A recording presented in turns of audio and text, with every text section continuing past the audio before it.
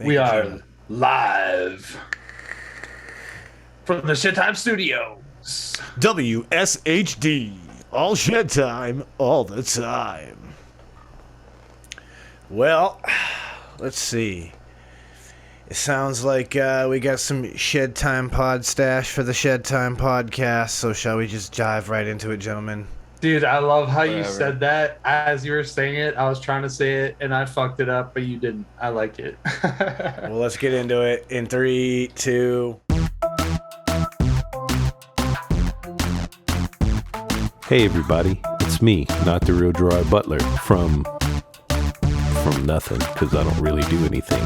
But the one thing I do is listen to the Shed Time Podcast.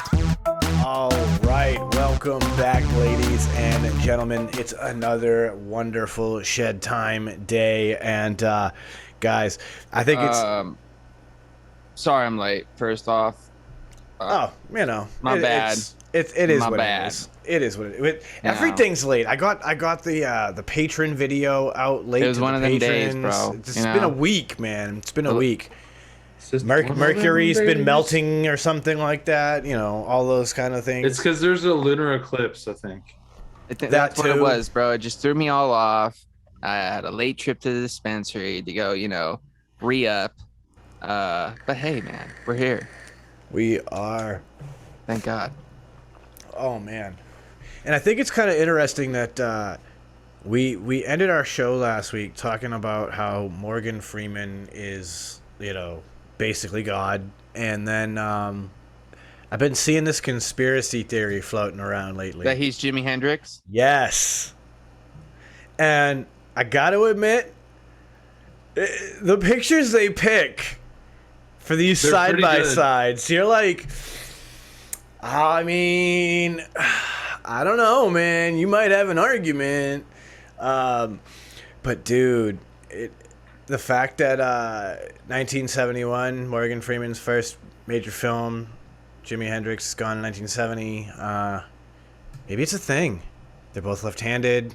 Maybe it's a thing. Dude, and only 25% of the population is left-handed, so that's already a fucking telltale sign. So, I mean... I like this one. This one's fun. It's up there with Paul McCartney. The old Paul McCartney is dead, and this is a look-alike that we know now. I like that one too.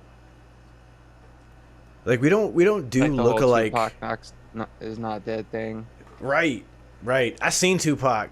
He was in Worcester, walking down the street. I was out there looking to find some soda at a store. But yeah, I was like, yo, that's Tupac. And my dude was like, yo, that totally is Tupac. And, we just let him be because it's Tupac. And if you want to disappear to the city of Worcester, Massachusetts, you do that. No one's going to bother you there. Or maybe they will. I don't know. But, yeah, guys, that's that one's been interesting to me. It's been cracking me up that I keep seeing it, especially because, we had started talking about Morgan Freeman last week, and then Morgan Freeman's popping up again in my news feed, which just tells me that the machines are listening. Yes. They're always listening, though. We were talking about mattresses the other day, and now all of my social media is flooded with mattress ads, bro.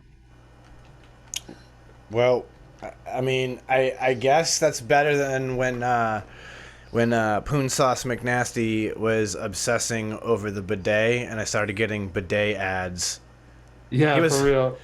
I was like, come on, man, really? I'm not the one that wants to wash my butthole. It's that guy. Well, I want to wash my butthole, but I don't need to do it with a shower accessory on my toilet. You know what I mean? Right. Like I'll take Here's a shower. the thing, guys. If you've never used one,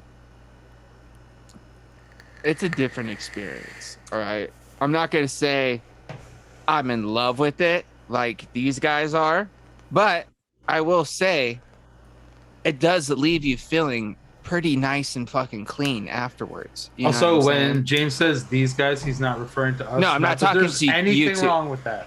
There's nothing wrong with that. Yeah, I'm not talking Just- about I you guys wanted to here. I'm set just that talking straight, about The you know, pro bidet people. yeah, like Will and Corey and a few other guys. But I will say it does leave you feeling pretty fresh and clean after, and it's not bad, bro. but I'm also, I've been a paper guy my entire life. You know what I mean? It is what it is. It's a if it ain't broke, don't fix it. And, but if it's there, I would 100% use it. You got it. I'll try it, but I will use it, bro. I'm not. I don't need to go out of my way to install one. I will say it is a slight surprise the first time you use it, though. You're like, whoa, hey, oh, okay.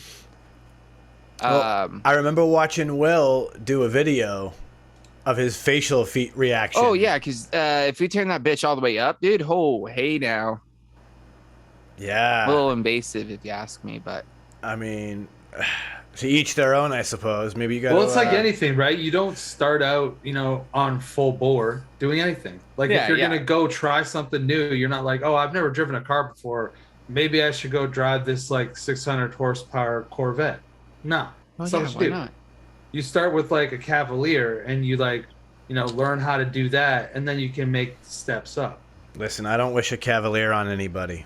Hey, you know what? It was a fucking fantastic car. I drove 2 of them back to back. What a piece of garbage that car is. What? Oh my God. No, dude. Cavalier was like the Chevy's version of the Escort, I feel. Dude, they were basically the same thing. Yeah. I put so many kilometers or miles on those two Cavaliers. Dude, and I did it at like that age where you're like, I don't do shit to my car other than put gas in it. I don't even check the oil. And that's exactly what kept on happening, and it just kept on running, both of them. Like, I probably put 100,000 miles on each one of them, and I probably changed the oil by adding more oil. Like, that's it. So I can't complain personally, but I'm sure everybody's got a horror story about something. My Cavalier was the car that taught me quite a lot about mechanics. That much. That thing was what broke now? Troubleshooting practice. All right, yeah. Yeah, I learned how to replace O2 sensors because of that car. I became a fucking brake machine. I can do brakes like no one's business. Brake lines as well. Calipers, yep. Yeah, dude, like I could do like run brake lines and all that because of that damn car. Yeah, I learned all about. It just knew, dude. It was like, look, this dude needs. I learned all about faulty Chevy transmissions that like to fail, so you have to pop them into neutral just to start your piece of shit. Oh my god, that car was awful. What year was faulty it, ground that was wire. Probably like the model behind, like the newer model than mine. That was probably like a 95 to like 2000 or something. Yeah, I think it was probably a 2000. Yeah, honestly, I think it was the last model year before it moved on to a Cobalt, which the Cobalt fixed a lot of the problems that the Cavalier had. I think that it was like that generation of the one that you had was like 97 after. I think they just kind of fell apart and started becoming garbage. I think that the one, it was like from 95, I think, to 99 or 2000, and then there was another one until 2003, I think, and then I think the Cobalt came out in like 04. Yeah, I just know that the Cobalt was the successor, and that was that was what the model moved on to. And like the Cobalt wasn't a bad car, and then especially when you had the two-door. It moved on to what I have. Then I went to a Chevy Cruze. Because the Cobalt, I think, was only around for like short-lived, like 3 or 4 years. Yeah, it was like 8 years, I think. Tops. Really? Yeah, like maybe like I don't remember making a whole shit ton of them. 2010. Because 2011 is when the Cruze started, and the Cruze was around until they canceled cars, basically. Right? Do you remember the fucking that horrible Chevy convertible truck they did? The S10? No. Oh, the like, HHR? No. Yeah. No, it was like the C something. It had the hard top convertible, and it was like it kind of had like a real old school look to it. Yep, but it just had this like awful, prone to breaking hard top. SSR? I think that's what it was called, SSR. That sounds right. I think it was the SSR. It came out around the same time as like that Plymouth Prowler. Yes, which was like another old school looking car. Yeah, That was newer. the Plymouth Prowler is God like a damn it, resto man. mod. Sometimes I surprise myself, bro. It was the Chevy SSR. Came out in 2006. When I was working for Jiffy Lube, there was a guy at one of the maybe not. shops. There's a 2005. When did this car come out? But one of the guys down the way from us had one, and he would drive that shit in all the time, and it was like, this is such a goofy truck. It didn't help him that he had the banana yellow paint job. Dude, honestly, like most of the ones I ever saw were that yellow. I've seen it in black, and it looks nice in black, but that banana yellow just... If I had money to burn, like that'd be a cool vehicle to have. But only if I had money to burn. Which I've never really had that level of money to burn. I've had like a few $100s money to burn, but not like if I'm burning 10, money 20,000. on a if I'm burning my money on a sport truck of sorts, I'd rather have a Ford Lightning, for Christ's sakes.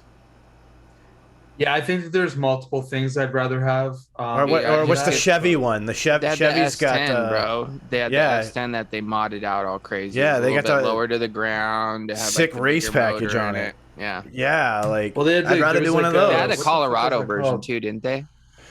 Or not Colorado. There was one that was like the bodies, like a few body styles before, and they had like it was called the Cyclone. The GMC Cyclone, I think, was like the Jimi, like the GMC Jimi version. And then there was like an S10 like Typhoon or some shit. And they had like some big turbo motor in it. Yes, because that was when they dropped the Lightning for the first time. It was before they did like the Chevy Extreme, which I don't think had any big motors. It was just all it like just body had like package. it had a kit on it, a body kit on it. Yeah. But it was like before the Ford Lightning. See, and even in that, I'd fuck if I'm gonna get a race truck, if you will, just get me the Hellcat Jeep. Give me the Hellcat you know what? Honestly, package like, Jeep. I'm gonna say that like none of them would be my bag because like they all probably just guzzle fuel and like gas is expensive as fuck right now. But if I were to get something that I just wanted to be fucking fun to drive, I'd probably just get like a short box, regular cab, like GMC Sierra, and get the biggest motor that GM puts in it. So like a 5.7 or like a 6.2, and just be like, I have 400 horsepower in this little truck. I'll kill myself. Truck. Let's go. Like that GMC. Oh no, dude, I would fucking dump truck, that though. shit hard. You know, like that be bagged. It would be good. It'd be good to go. See, like if I got the money to burn like that, and I honestly, I'd rather do the Dodge Hellcat, but you know. Yeah, I'm just not a Dodge guy, but I get it. It's that Hemi motor is a beast. It's fast as hell. The car is mean looking, and if you put it in the Jeep or you put it in a Ram and you do a Hellcat package on any of those, they're just as fucking intense. You get fucking race brakes, race wheels. It's an intense setup. Like those are Brembo brakes on those packages. Fucking. You know what I want though? $600 brake jobs. I don't want a truck, bro. I want a '69 Chevy Nova Super Sport, bro. That's what I want. Oh, see, we talk classics. I want the old like 50s era Cadillac. There's just something about that Nova, bro. Like the 60 to 70 body style, bro. I just love the fucking shape. It's just a beautiful car, dude. It is. I always wanted like a 67 to 72 like GMC or Chevy, just 1500 with 396 4-speed. Okay, you know the truck. I'm assuming that you guys have seen Dazed and Confused. Mm-hmm. Mm-hmm. You know that black pickup truck that they're chasing the kids when they're trying to give them the paddle? Yeah, and they're driving like Betty's truck, I think his name was. And it was like a black on black fucking extended box, regular cab, fucking just beast of a truck. That's what I wanted. When I was younger, dude, I remember watching that movie and like there's cool cars in that movie. But for some reason, that truck called to me. I was like, yo, dude, that truck is so fresh. Dude. My dad used to have a 662 Ford pickup. Okay. You know, where they had like more like the rounder body sort of situation, like rounder cab. Murdered out, bro. All black, son. I've seen pictures of this shit, dude. I'm like, why did he's also had like a Nova, and you know, he had a Dart at one point, and you know, he was a farm boy. You know, you go buy these cars and go fucking race them out in the fucking middle of nowhere and do fucking all kinds of crazy where you shit. can see probably like 5 miles ahead on the road, so you're like, I'm good. Somebody just does like a quick drive down to make sure there's no cop parked in off some laneway. They used to do all that shit, dude. I heard about all. He used to do like fucking demo derbies and shit, like with all fucked up cars and dude. They used to do all kinds of crazy shit out there, bro. Dude, that's country life, though. Yeah, like, that's honestly country life. 100%, 100%. But dude, I'm not saying some that of I the grew up cars in that the he country, said that he but... had, and like, I was just like, man, why couldn't you just like keep one? You know, just like hold on to just one. You know what I mean? Even just so I could have drove it once. You know, burn some rubber. See, I was raised around the Jeeps and shit. I think that's where the Mopar even starts for me. Is like my old man was building CJ7s when I was a kid. Oh, okay. So like, you know, I still remember going four-wheeling in a CJ7 where like when we hit a certain point on the beach, we would have to jump out and lock the rear differential and then jump back in, throw it in reverse to get it to fully engage, and then actually continue on in four-wheel drive. Like, it was an experience. It was a thing to like go out. I actually had some friends that were like into four-wheeling, and like the one thing that I will say, it's fun as hell, right? It's fun. It's a lot of fun. You go in like the middle of nowhere, like you go on like roads that have been closed for 50 years, and like you just kind of fucking drive, and if there's like a fucking big old puddle of mud, whatever, you just fucking hammer it down and go. But like I also saw the fucking bills that these guys had to pay for parts that they broke while doing it, and it instantly turned it off for me. I was like, I have no ambition to do this. I'm not fucking daily driving this Jeep that I just saw my buddy fucking take one, the same thing, off-roading, and now he's fucking got like a $1,500 bill just in parts because he's going to do it all himself. Because he wanted to go fucking climb that fucking rock. But, well, that's the thing, though. It's like there's different levels of it, right? Because, like, if you're going to rock climb, you need a certain suspension package and that sort of thing. Like, when I was a kid growing up, we would do what we called hill picking. That was kind of our whole thing. So we'd go out to, like, the sand pits, or we'd go out to, like, some of the back trails, and we'd find, like, hills, just dirt hills or whatever, and see, like, can we push this engine to get this thing to climb up this hill? We didn't do a lot of the rock climbing and the dangerous stuff where you could like flip we used to just go out and Jeep. do donuts and shit out in the desert, bro. Yeah. Dude, my buddies were just like 18, 19-year-old kids that just didn't give a fuck. I got a reckless driving ticket one time doing that shit. Yeah, it was bad, bro. And it was just me, you know, by myself. You know, I didn't even have anybody with me. I wasn't showing off to nobody. Like, I was just like, it was just cruising around. I was going to my buddy's house. But like, there's this back road that I used to take because I used to be able to go through the fucking desert, and then the dirt road would just like literally wind up leading right up to the fucking road, and I just fucking merge on and do my thing. Well, right before that, there's this big fucking dirt turn, bro, and I fucking had a Silverado 4x4, kind of had a little bit of a lift on it, big old tires on it, so I, you know, gave it a little extra fucking, you know, a little extra oomph going around the turn. Fucking back end of the truck just swung out, and I just fucking drifted this thing so hard, bro, and just threw up all kinds of fucking dust and all this, and then just continued on, merged on the road, not realizing that there was literally a cop on the corner on the other side watching me do the whole thing, just watching me. And then I get on the road, lights me up, fucking pulls me over, and thinks that I was trying to run from him or something. I'm like, dude, honestly, I didn't even see you there. I was just having some fun. But of course, I was a dumb 17, 18-year-old kid. Fucking puts me in the back of the cop car, fucking calls my fucking parents. They have to come pick me up. My truck gets impounded, the whole fucking nine. It sucked, bro. All for throwing a rooster tail. Did you learn a lesson, though? Did you learn a lesson? I didn't do that anymore. There you go. Sometimes that's what it takes.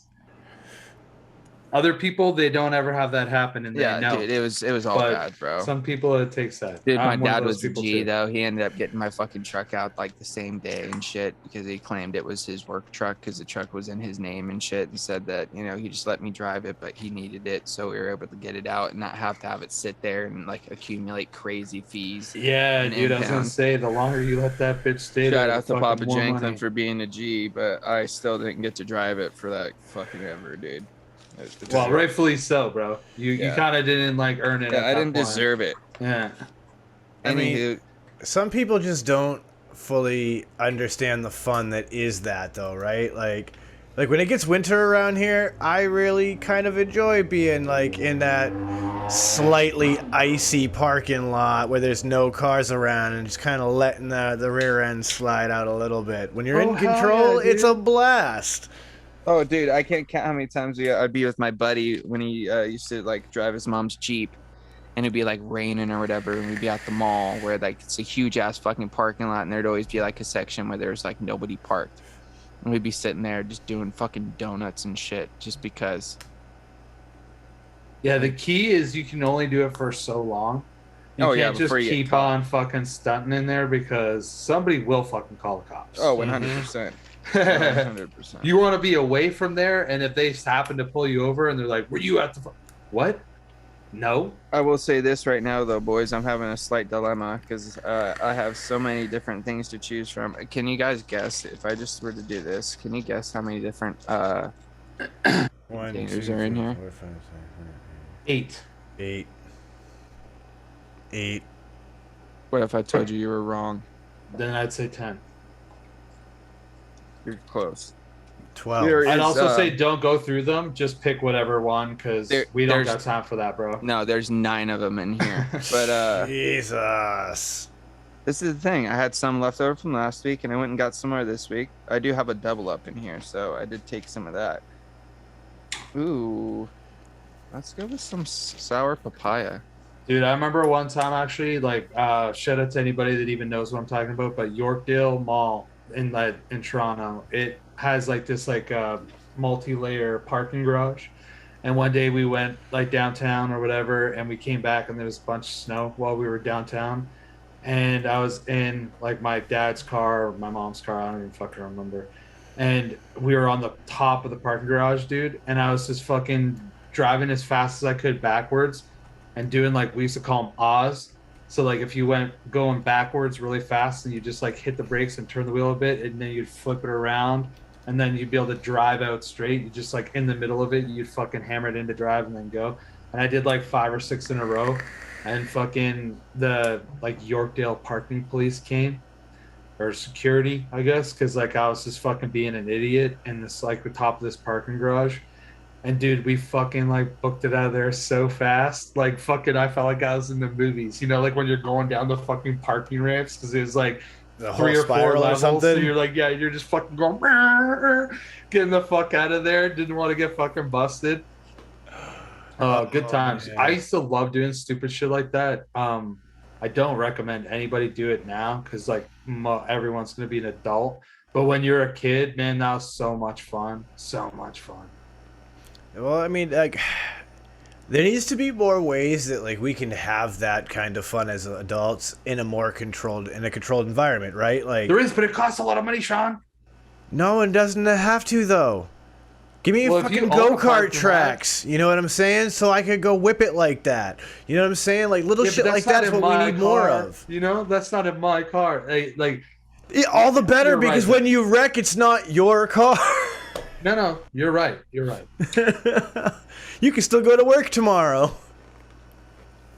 Like, I can go make money to pay for whatever other excursion I'm gonna pull off next weekend. You know what I'm saying? Like there's they need things like there's a drifting school out there in California where like you can go and spend a couple days learning to do like rally car drifting out in like the desert on these like in their cars? in their cars on their course. Like there needs to be more shit like that where like people who want to have that fun can go have that fun. Because dude, if it cost me, $600, even $1,000 for a weekend to go to like drifting school and go have some fun and be a rally car driver for a couple of days, it might be worth the damn investment to go have that fun. You know what? I agree. I agree because like I know that there's like shit you can do where you can go learn how to drive like a race car for like $500-600 for a weekend, and you like go to like an actual racetrack and they'll let you drive like a car that they provide or whatever, and like they have an instructor, so it's not like you're just like getting fucking, you can do whatever you want. But these are also in vehicles that like you probably want someone to instruct you because they're like kind of next level vehicles. Yeah, but you're wearing, you know, all the proper safety gear and all that. You're getting the experience. You have like a fire retardant suit and like everything. Yeah. You know, like we need more cool shit like that around for people to like be able to do. And I think it's just that like certain demographics and environments are better suited, right? Like the deserts in California makes a ton of sense to do something like that versus here in Northeast United States or even in Northern Canada, where our weather is not going to be suitable for that experience more than what, 3-5 well, I months guess it all out of a depends, year, right? Because like they might have a winter fucking one where you get to drive like a Subaru on a fucking rally track. Yeah, but what's the liability of the winter one compared to the not, you know? I don't know, but they do that shit up here, dude. Actually, like an hour or maybe an hour and a half from me north, there's like a circuit that comes through this like town every year, and it's like rally, right? And there'll be like Subarus and like whatever other fucking kind of things go in the Subarus, and they literally are basically driving on a fucking snowmobile trail, like in the winter. It's just packed down, but it's still just snow. But that's the thing, is like that's the professional drivers. I don't know that they would allow 100%. I don't know that they would just allow me to get behind the wheel of that Subaru and learn to do it. Mr. Tyson, come on over. You just pay this fee. We got everything else. And while we're at it, sign this waiver and that waiver and fucking stack a mile long. Dude, maybe I should. They're like using iPads, and like by the end of it, like you're just like, I can't even read it. Yo, like, just sign my name, please. Can I sign a waiver that says that I signed the whole waiver? Because that's what I just want to do. Yeah, like that. I think that would be the killer in our region for that. But like, still, like we need more cool shit like that. Like I'm all for more laser tag arenas, more escape rooms. Like I think laser tag arenas though, they don't seem to do that good. I don't know. I remember going to one as a kid. I'm pretty sure it's gone. There was one in like the city close to me. It's gone. It was gone before COVID. It's not even like COVID took it. I feel like it can't just be one thing though, right? Like you can't just be a laser tag arena. Like I think you have to have, maybe if you're like laser tag, paintball, go-karts, batting cages, whatever. Right, maybe mini golf or something. Like if you're like a adventure park, or something like that with all of those things combined. I think that makes sense. But like even like the escape room thing, like that should totally be more prevalent than I think it is. I think that's brilliant. I've never looked into it. I feel like there's probably like a fairly good amount of opportunity, but I've never looked at it. Dude, it's one of those things. I wouldn't enjoy it. I just never thought to do it. If the three of us lived in the same city, that would make for hysterical content. I would do it even if we weren't creating content. I'd be like, oh, you guys want to go there? Cool. I would do it too, but I mean, like, as from a content creation perspective, to like film friends trying to get their way through an escape room like that would just be awesome. Or we would kill it. It could be hysterical, I'm sure. I think it's like one or the other. We'd either just murder the fuck out of it, get out of there in like fucking 7 minutes, or we would end up like really embarrassing ourselves. Like, wow. Well, sorry, gentlemen, you can't be in there for more than 24 hours legally. Do you guys want out? No. You do realize that these were questions designed for 10-year-olds to be, right? Shit. Like, that's what you get for letting us bring Shedtime in here. Like, yeah, shouldn't have gotten so stoned before. Or maybe that ends up being the problem. We weren't stoned enough. Dude, there's definitely times that I'm not stoned enough for certain things. And there's been times that I've been too stoned for some things too. I work at a job where I sell people weed, and I don't get to be stoned. I'm never stoned enough for that job. Do you know what's really strange? The amount of jobs that I've worked at that I did get high are like very, very low. It's funny, the amount of jobs that I did get high are very, very high, but this one I take so fucking seriously that I don't. Because, like, literally, this can disqualify me from the entire industry forever. Yeah, it could give you like a black mark. Yeah, so it's like, I actually take that shit seriously.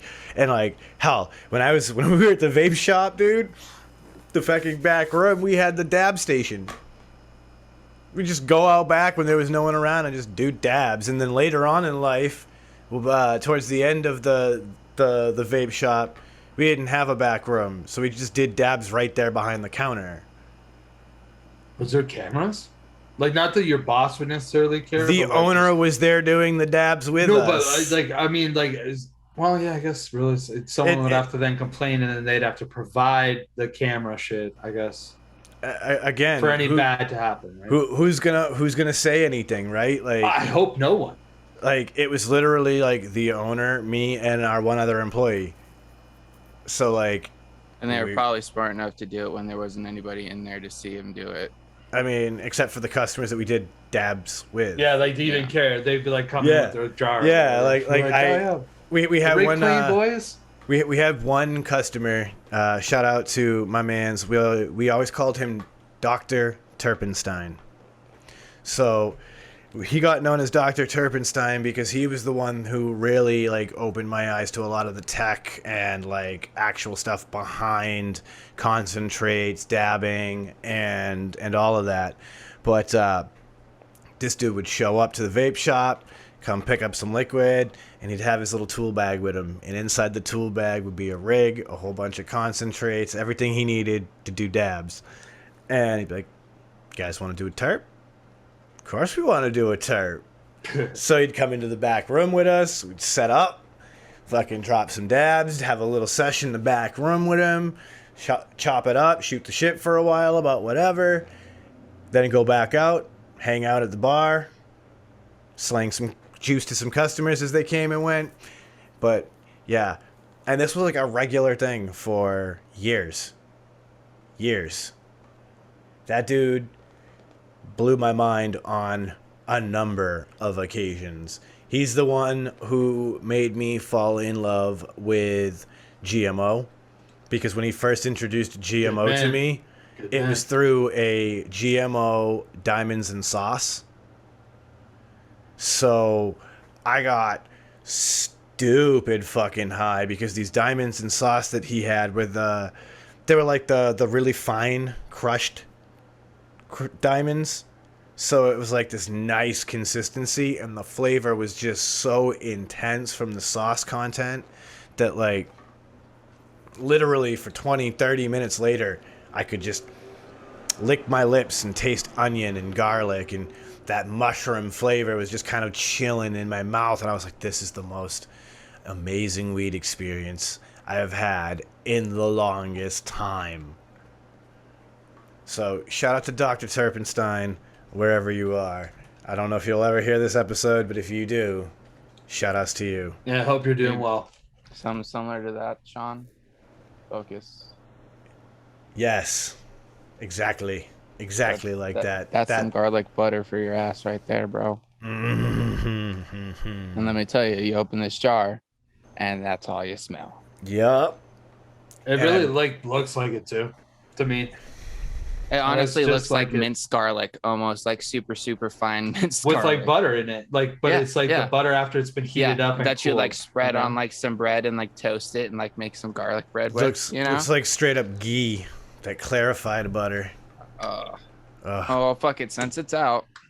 Yeah, you know what? I think it's time for me to drop a terp since I was paying homage to Dr. Terpenstein. I did actually see him recently because he popped into my dispensary that I work at. And it was ran into everybody there, bro. Joey. Dude, you're going to. That's going to be fucking great. Dude, like, it's honestly, it's something I'm very proud of. I work for a dispensary that is doing something that nobody else has done in my state. And as a result, it attracts a lot of people. It's also the thing that you sometimes love to hate because it attracts a lot of people. Average days now, like an average Friday is easily 600 heads through a door. Easy. Yeah, but you know what's cool about that? Like that, I've always liked the idea of trying something on like the hardest level first, and then whenever you get another opportunity, you know that no matter what, you're going into that opportunity prepared really well. Right? Yeah. Oh, and 100%. regardless of the job, it doesn't even have to be a job.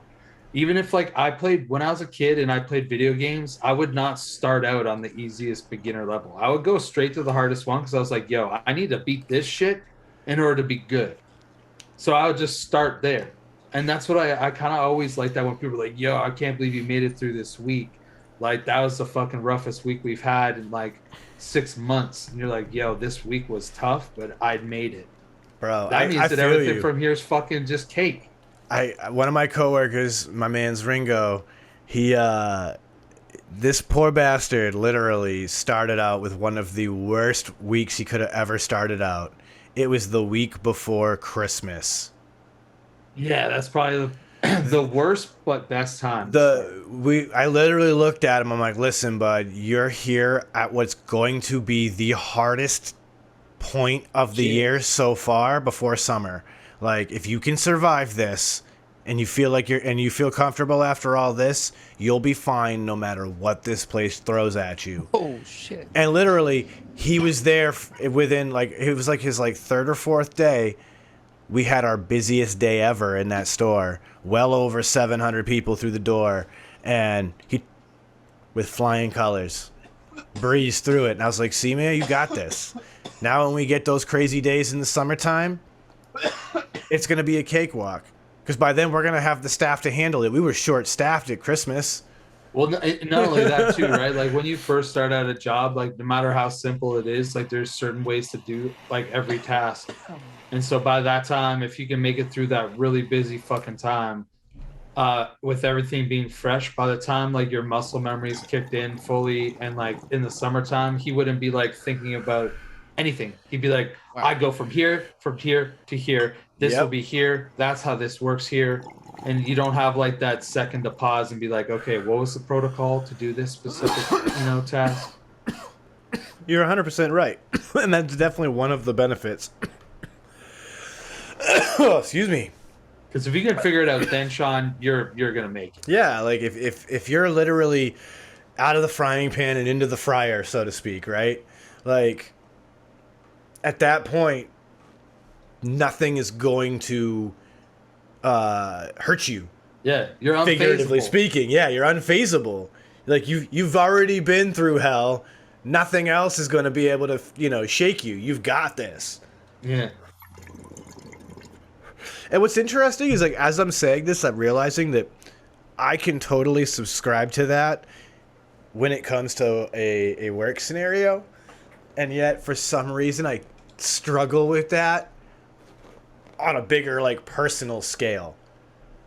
And this is just a moment of revelation I'm having live on the show right now.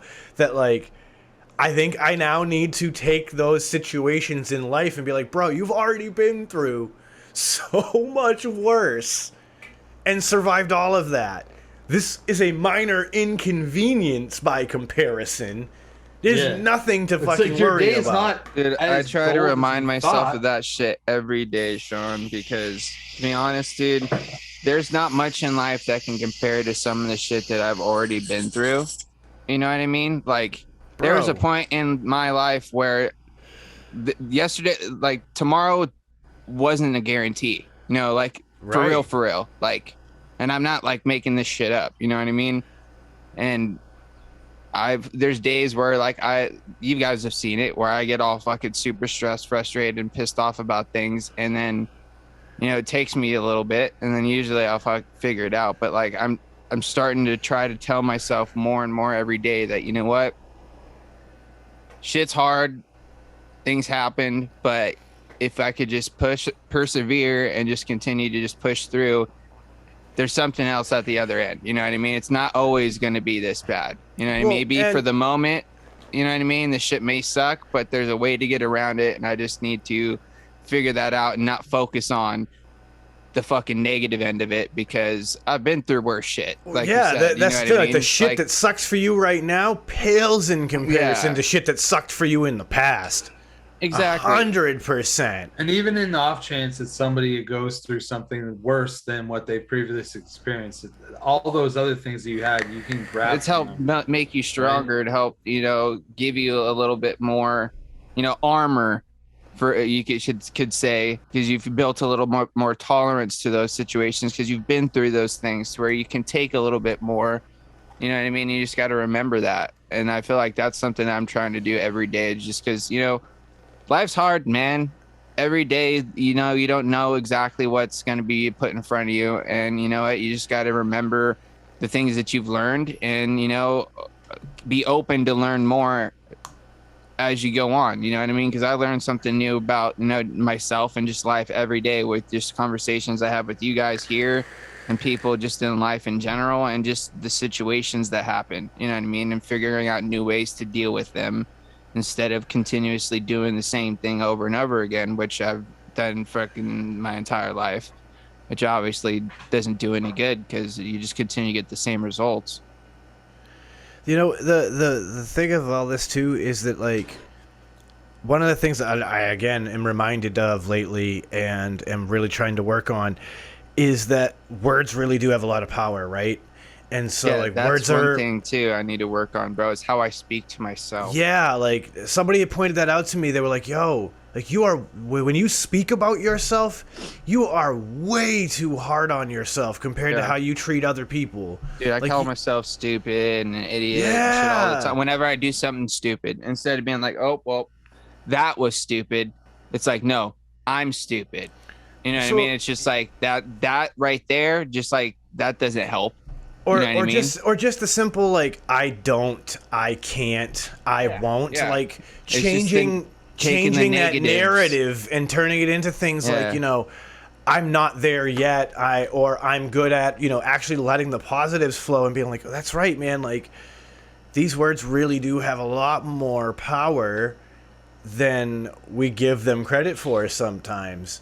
And even this just simple self-speech can literally make things appear worse than they really are, because it's changing your lens that you're viewing things through. And it's the craziest thing that you can literally make a change that easily. You know what I mean? It's like, yeah, I am smart, I am strong, I am creative, and all of a sudden you're like, oh yeah, I am. That's right.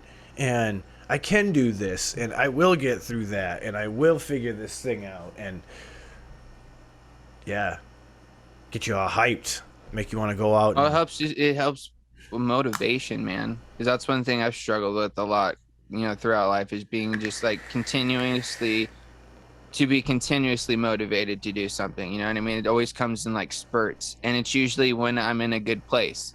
You know what I mean? That's when I'm motivated. Mm-hmm. But there's a lot of times where I'm not necessarily in a good place. You know what I mean? I might be in, like, I call them funks. You know what I mean? I get in funks here and there. You know what I mean? Not necessarily like depressed or like sad, or I just feel off. You know what I mean? Just something's just off, and I don't ever really know exactly what it is. I can never quite figure it out, but eventually somehow I just kind of get out of it, or something happens to get me out of it. Something gets me amped. And then, like, I kind of forget about it, and then all of a sudden I get back in a funk again. Well, and that's one thing I'm trying to figure out. It's like, what is it that gets me in this funk that I need to deal with, so I I don't have to continuously, like, stay in this rotation of, like, getting to pick me up and then coming back down. You know what I mean? Or figuring out how to, I don't know. Well, there's something that you had kind of actually said earlier that, like, resonated with me. It's like when you said that you have to build the armor, right? Well, yeah. And one of the things that I'm reminded of a lot too is that we sometimes have to build armor, if you will, on our own personal energy, right? Like, I am very prone to matching energy. So if a person walks through my door and they're already in a shit mood, I'm immediately going to feel that energy and I'm going to match it because that's just what I do. And it's something I recognize, and I have to consciously work on. And as a result, I have to be reminded that I have to like build some armor for that, right? Where like I have to intentionally remember that, like, all right, you have this habit. You need to not let that happen. You need to kind of build that little bit of a wall and protect your energy. As best I can say it is, sometimes we need to learn to protect our energy, because I'm gonna get a little bit metaphysical here for a second, but there's a term, psychic vampires, right?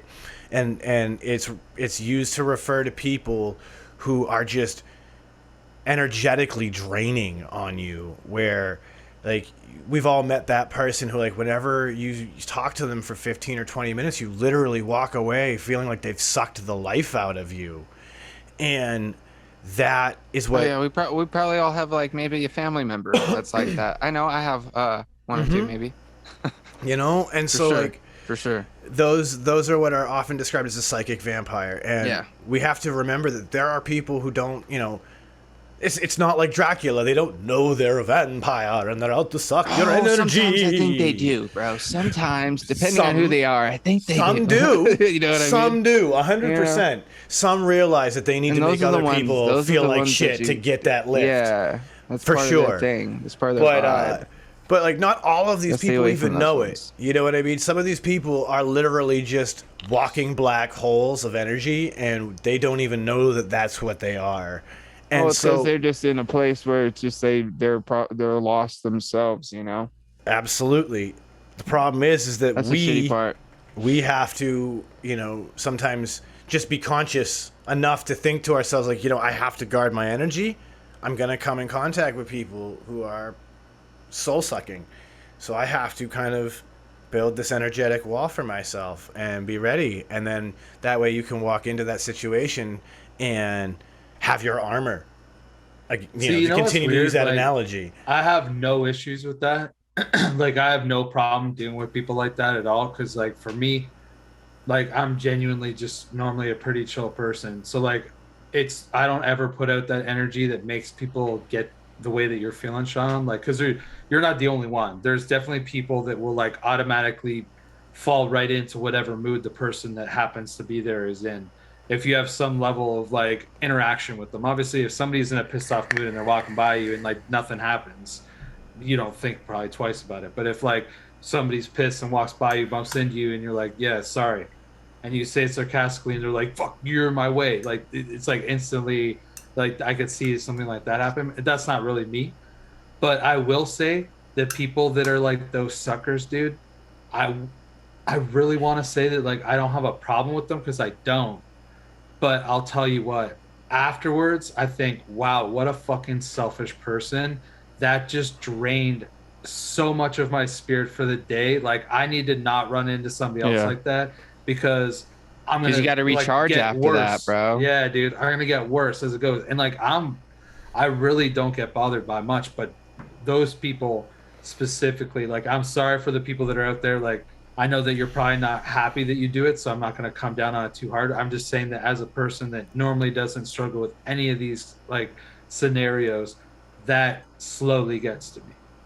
Well, but that's what it is. Is that like that's what, you know, a person who is like that does, is they just drain your energy. And even then, like, it's a reminder. We sometimes have to build ourselves a little bit of armor around that, so that way we're not victimized by this soul-sucking person and their energy. Because let's be honest, right? Like, sometimes it's a boss or a coworker, sometimes it's a family member.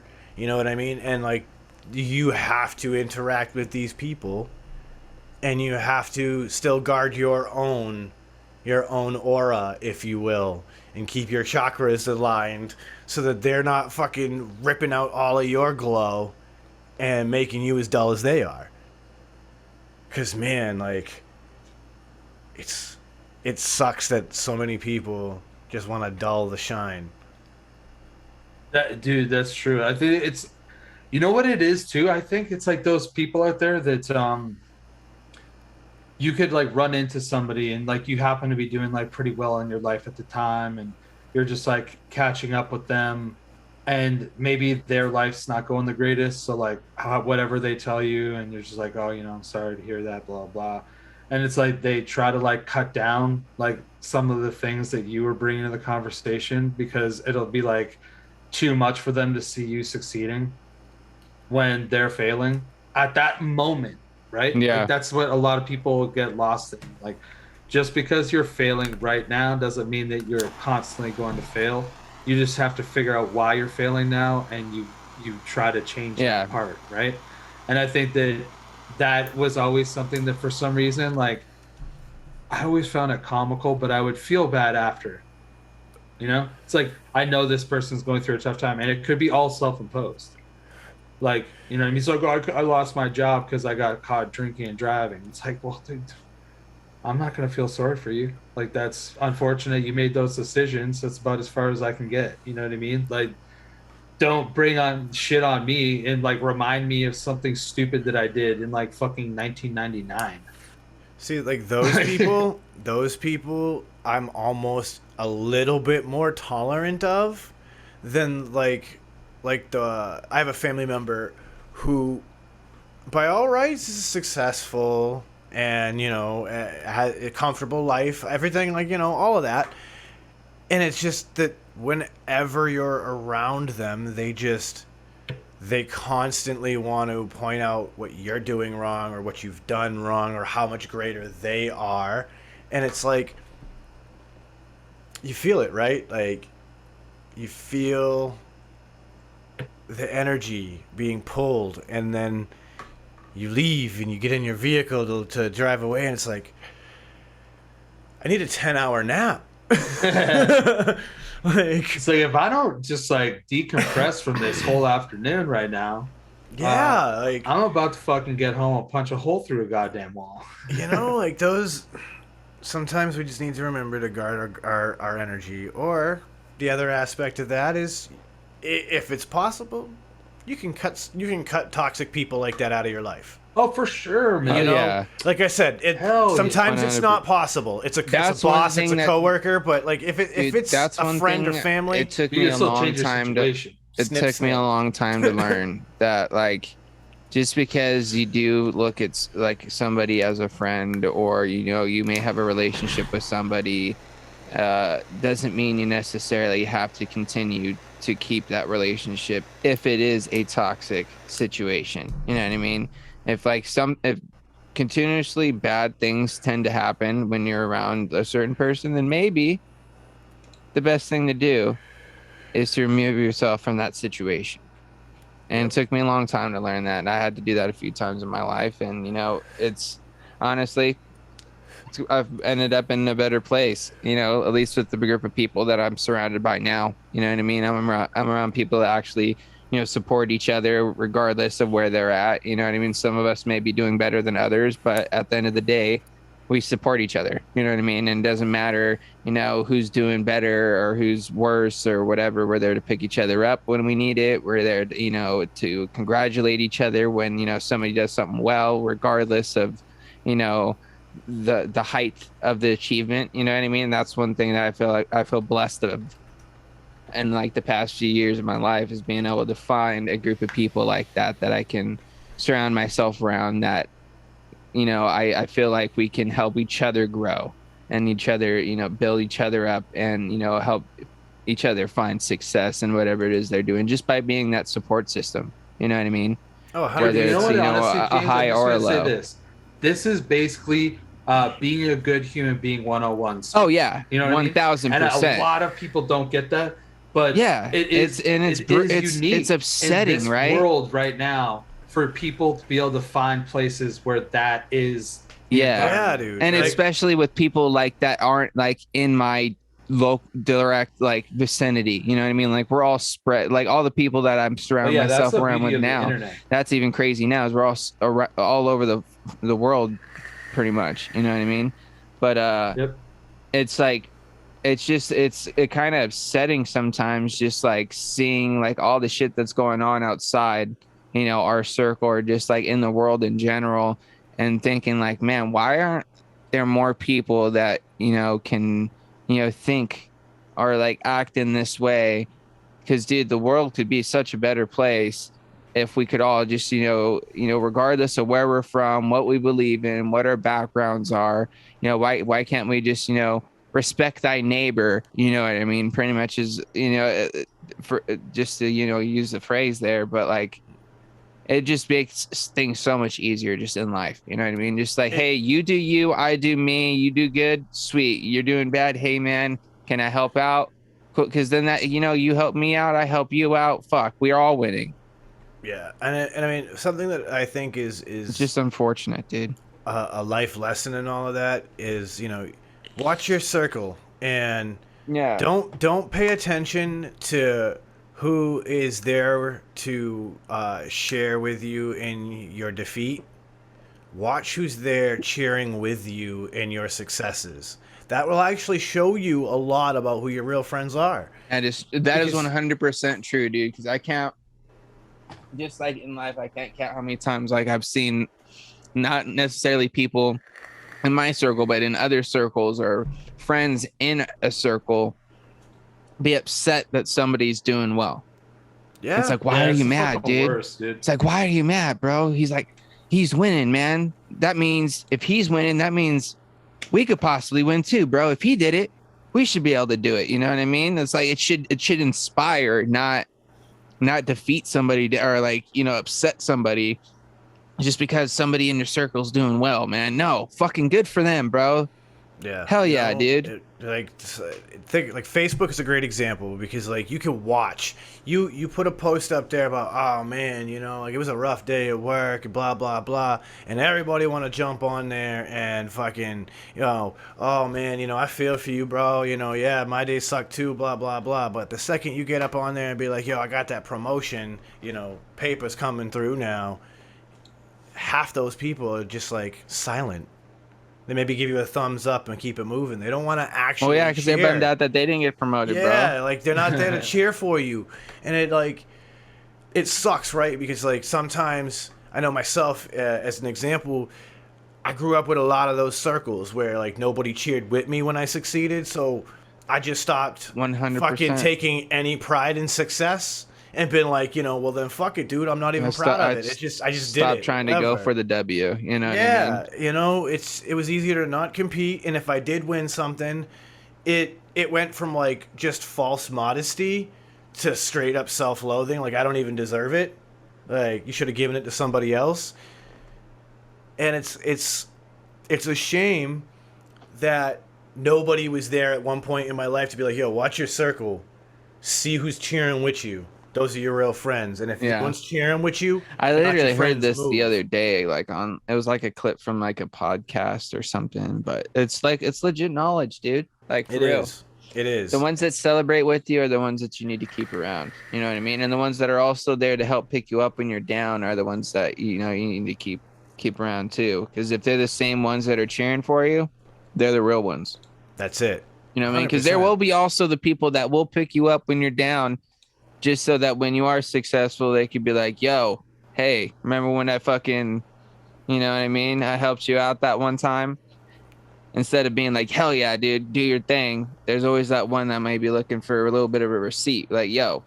Exactly. I'm been there too, bro. Happily gonna take my boy out for lunch that never asked for nothing from me. Yeah. But the kid who's always begging me for a quarter, he ain't getting shit when I make my million. You know what I'm saying? Like, flat out.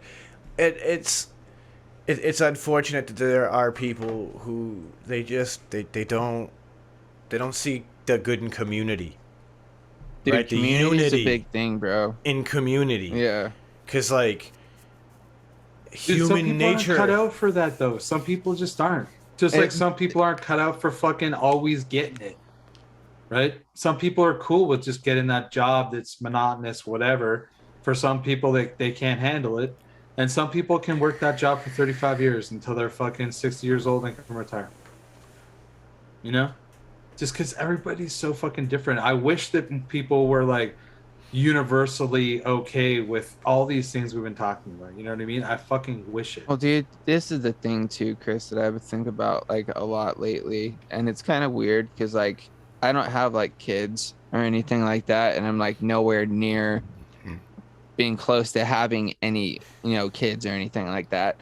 But like I just think about like how much life and just the things we have available in life have changed since I was a child. You know what I mean? And how different things are now, and like how there's some things now that I, still kind of have a hard time grasping as far as, technology and shit goes. You know what I mean? It's like I'm starting to feel like sort of kind of like how my parents did at one point, and it's just crazy to think how drastic things are going to change from when I was a child to like if I were to have a kid now, how much life is going to change for them when they're in like their 30s, bro. How different things are going to be. You know what I mean? And it kind of fucking blows my mind, dude. Just think about how far we've advanced in just the last decade, for instance, or the last 20 years, just from 2000 to 2022, how much life has fucking changed and what all we rely on a daily basis. That back in, the 90s weren't a thing, weren't even something were on our mind at all. But now we can't live without. Yeah, for sure. Like we all have to have a cell phone now. Almost nobody has a landline. There isn't, there are no more payphones really. Like, dude, how many people probably don't even have cable or anything anymore because they just stream everything? That too, yeah.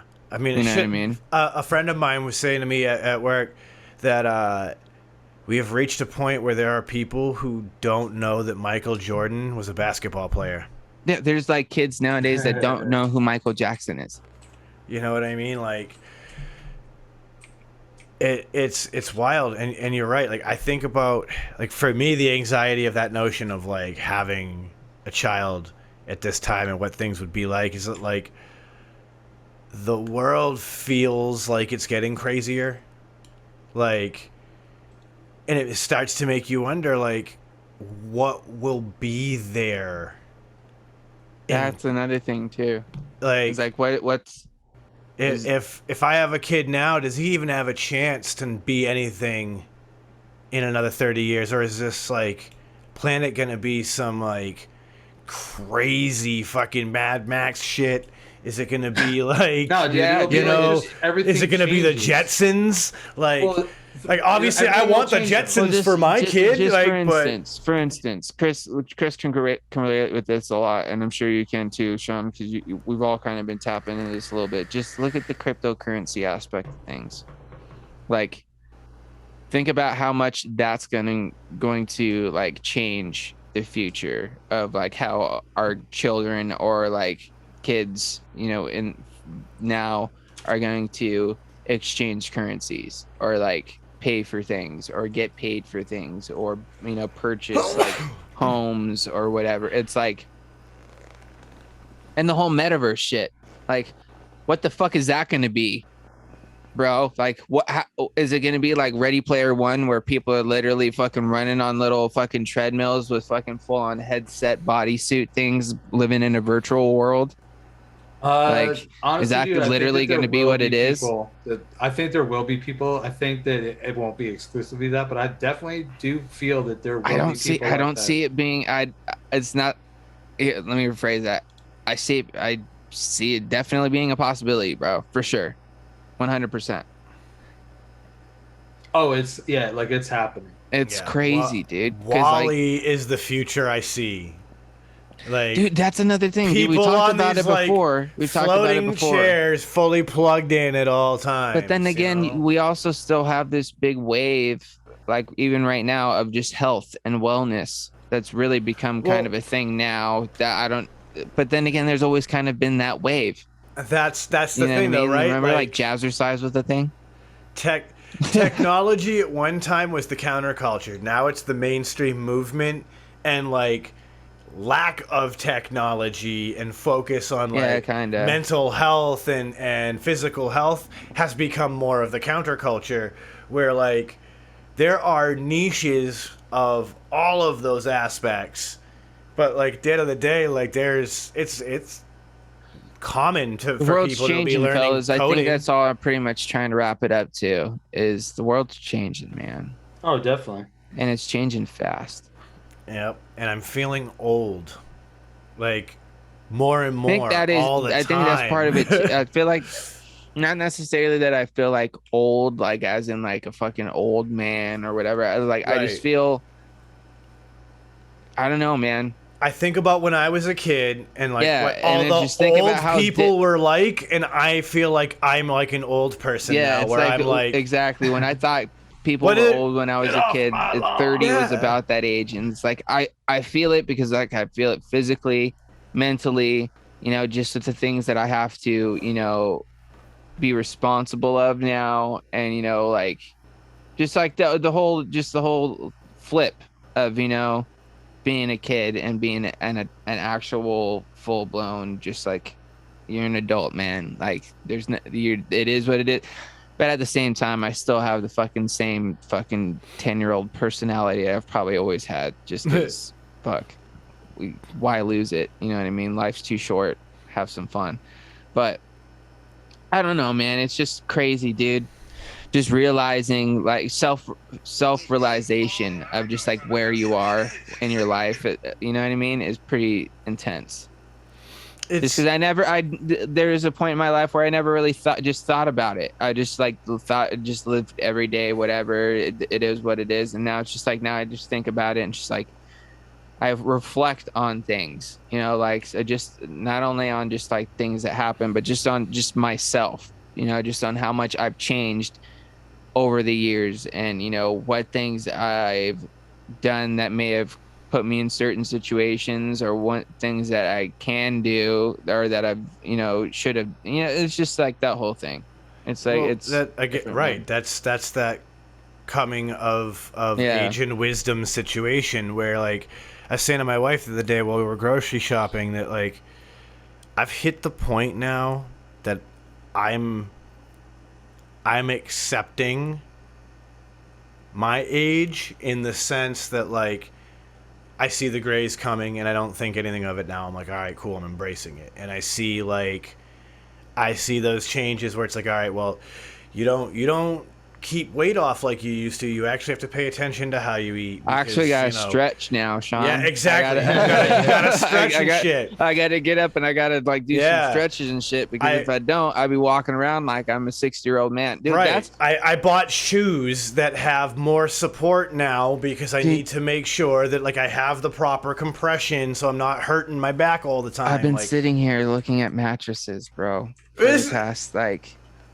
you know what I mean? My wife and I were looking at chairs last night. I keep talking about buying a mattress, bro. I keep fucking putting it off, but I just need to bite the fucking bullet. And they're expensive, bro. That's why. It is, but dude, the thing, most of these things you can get them fucking financed or whatever. If your like, credit I can is right, make it happen, and it's like it's not really that big of a deal. But every time I go to do it, it's just like,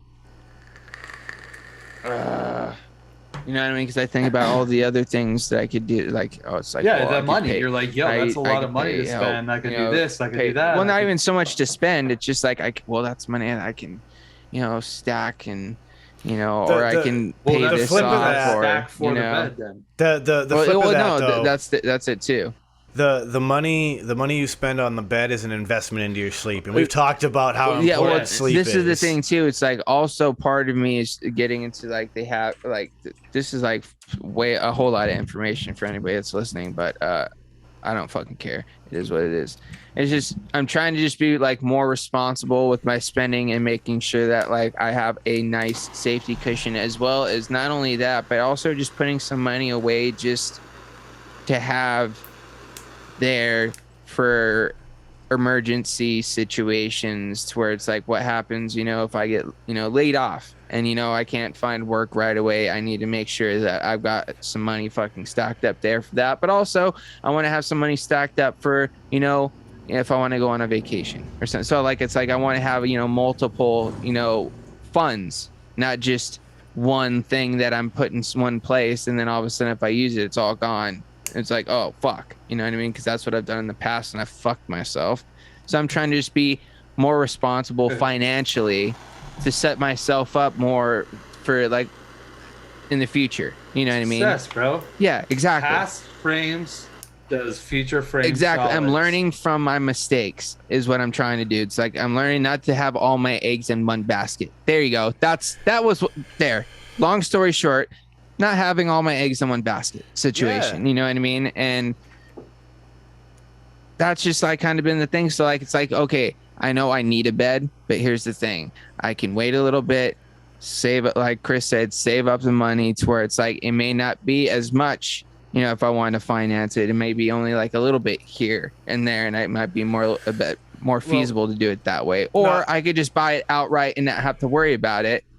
And then, you know what I mean? Or catch a good deal. I was going to say, save your money also, and then you know that there are always those like certain times that they do the big sales. Yeah, in all, like all places. anytime there's a holiday like Labor Day, fucking like you hold out till November, you got Black Friday. Yeah, exactly. You know? It's like I could survive, and there's like a few things that I could get. Independence Day sales, just like right now too. Up, like bro. I could always just go for the meantime and find like a nice like memory foam topper just to put on my mattress in the meantime until I can get one, because I could find one of those that's fairly inexpensive locally, you know what I mean, not a big deal, and I can make it work. But that's besides the point. It's just but again, like these are those grown-up thoughts. Like I remember I laughed with my wife about how like before I'd been like, fuck it, let's do it, buy it, and then like not even think about the future.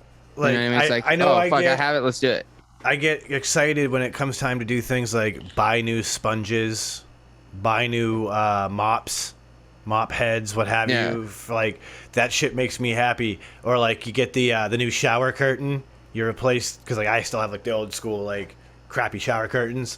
So like, you know, you pull the old liner down, you get a brand new liner in. You know what I get excited for, bro? About that shit. What I get excited for now is when I go to the store and I get to like, you know, I'll go and like pick up some things that I need for like, you know, like Q-tips and like some ISO and you know maybe a couple snacks, and like grab some fucking beverages and, you know, stock up my fucking mini fridge. And like when my fucking room situation, desk situation's all fucking nice and clean, dude, I feel so good. Which, by the way, I'm telling, this is what I'm gonna do. I'm doing this shit every Sunday just so I don't fucking just veg out and do nothing every Sunday. But after the podcast, even though I'm all baked, I'm gonna sit here, and because I also kind of get like real, you know, creative, and you know, thoughts start flying around for like organization and shit. So I'm just gonna sit here and clean my desk up every Sunday so it doesn't ever get crazy out of hand. Yeah, and who knows, bro, at a certain point I might find a little system to where it's like I got like a little rotation place or something to where it's like, oh, this is what I've had.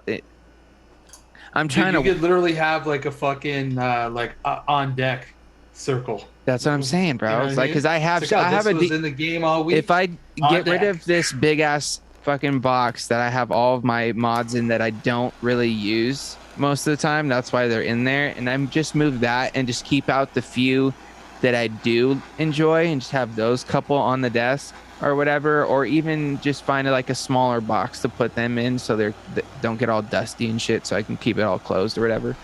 I can create so much more space to create that on deck circle, like you're saying, Chris, where it's like I know what I have out, and just like rotate it, and it just create so much more space.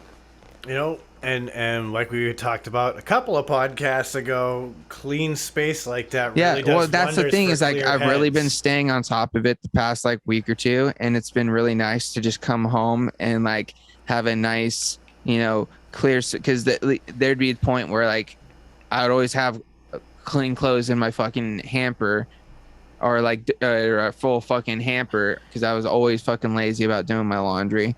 But I've been really good about that. It's like I come home every Tuesday now and do a load of laundry, whether it's full or not, just so it's, you know, it's clean. And now I've been fucking making sure I fucking put that shit up. I've got like because my closet's just packed full of junk, which is the next thing that I'm going to work on, is going through my closet and getting rid of a bunch of shit that's been in there since we moved into this house that I haven't touched. So if I haven't touched it, I don't need it, especially if it's been in there for like 5 or 6 years. why are you taking up space in my closet? Get the fuck out of here. I could use that space for so many other activities and things. Like, I've even thought about it. If I can get that closet cleared out and shit, possibly putting my desk and shit and like maneuvering that inside of the fucking closet to like have like more desks, like closet and shelves. I've thought about all kinds of crazy shit, dude. Just like, I just need to get rid of a bunch of the clutter in here, consolidate some shit, pack it up, and just I have so many ideas. But the thing is I just need to be proactive about it and quit procrastinating as much, which is another thing too.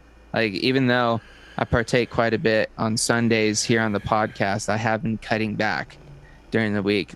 This past weekend I went a little crazy just because I got a bunch of good tasty stuff and I kind of wanted to go hard. But during the week I've been waiting till like, 8-9 o'clock at night my time, which is about like, what, I forget the conversion, 11-12 o'clock. 11 o'clock here on the East Coast. And I'll sit here, take like a nightcap dab or two with the boys, and that's pretty much all I do now, instead of coming home getting stoned till from like 4 to 10. You know what I mean? I just like straight. Yeah. And dude, you know what's cool? By the end of the week, I still have some fucking concentrates left, bro. And your tolerance is dropping. Yeah, dude. Slowly and in the process. Money. Yeah. And I'm saving money, which is another thing, man. I'm that's one thing too, is like that's one thing I'm just trying to be like really on top of more lately. It's just, I don't need to buy a bunch of shit just because I like it and I look at it and I may want it. That I have to like really think about it. Like, do I need it though? If I don't absolutely need it, it can wait. Yeah, well, sometimes, right? Like, sometimes unless it's something where it's like, well, if I don't get it now, I won't be able to get it later because it's like a limited thing sometimes. Well, I mean, but even then, it's like I've missed out on those, and it's like, oh, bummer, fuck, that sucks. But I'll get the next one. Yeah, that's the thing, is like, I'll just keep an eye out for the next one. Because there was a couple of Dixon shirts, like the short sleeves, that I missed that I kind of wanted to grab because I wanted to try them out.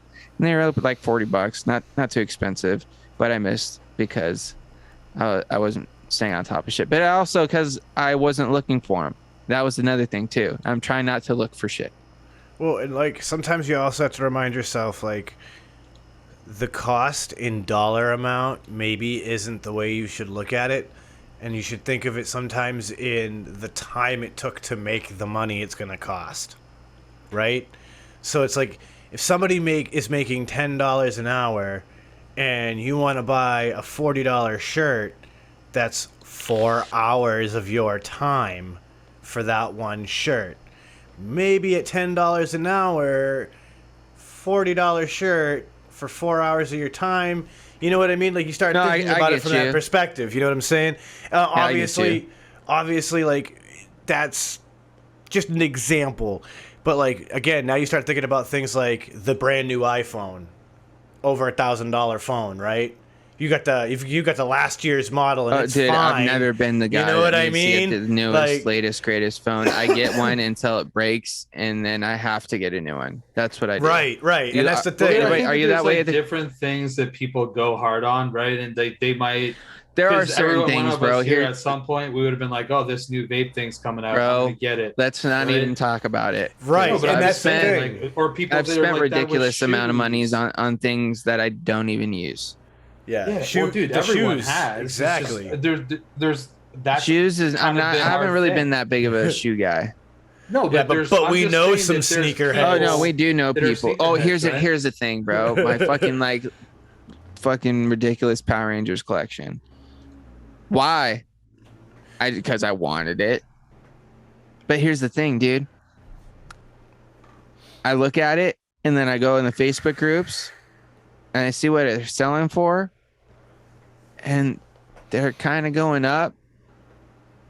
So it just kind of makes you want to sit on them. You know what I mean? And just like see what happens. But I also enjoy. But I also enjoy looking at them, dude. Well, as long as you're not taking them out and like, playing with them in a sandbox. Well, here's the thing, bro. Okay. Here's the thing, bro. All the things that I have in box, like figure wise, I have out of box too.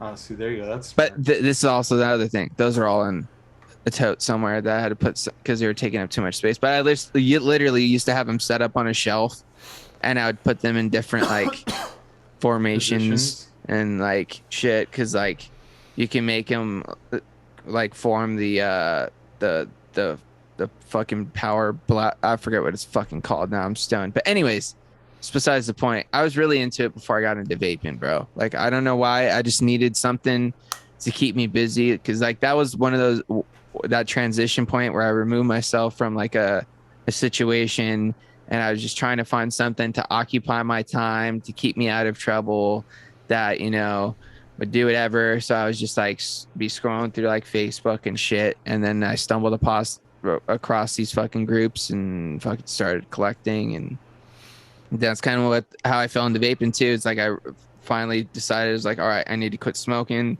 Started vaping, started watching videos and shit. And next thing you know, I found fucking Facebook groups and just like fell into it. And that was my new thing, dude, that I just invested my time into instead of all the other things that I don't want to get into. Yeah, the shit that that wasn't doing you any favors. Yeah, exactly. But like that's the fun part about collecting, right? Is like when collecting doesn't, you know, necessarily hurt your end goals and your success, right? Oh, here's collect the thing, bro. fuck on. It was there for a minute, but then I stopped because I was getting out of hand. You know, like that's. But then I like, found something else. Collecting can be an addiction, 100%. No, it is, dude. Well, here's the thing. I've realized this like a long time ago. It's like something that like an addictive nature just runs in my family with like certain things, you know what I mean? Like not all of us have it, but like there's certain things that like at least I find that I have an addictive nature. There's things that I get into for a minute and I'm just in it, and it's all I think about, it's all I want to do, and that's just my thing.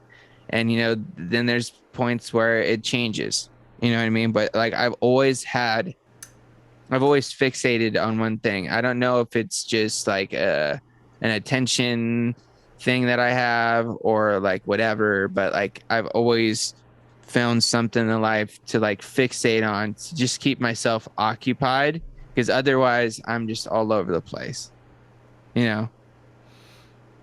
Yeah, I feel that. I mean, Yep.